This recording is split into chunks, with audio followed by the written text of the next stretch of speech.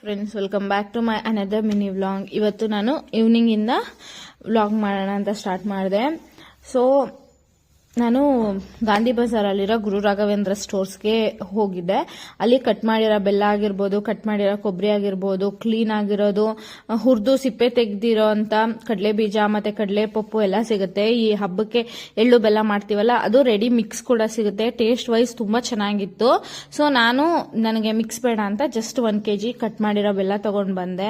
ಹಂಗೆ ಗಾಂಧಿ ಬಜಾರ್ ಹತ್ರ ಹೋಗಿದ್ವಲ್ಲ, ವಿದ್ಯಾರ್ಥಿ ಭವನ್ ವಿಸಿಟ್ ಮಾಡೋಣ ಎಲ್ಲರೂ ತುಂಬಾ ಹೇಳ್ತಾ ಇದ್ರು ಅಂದ್ಬಿಟ್ಟು ವಿದ್ಯಾರ್ಥಿ ಭವನ್ಗೆ ಹೋದೆ.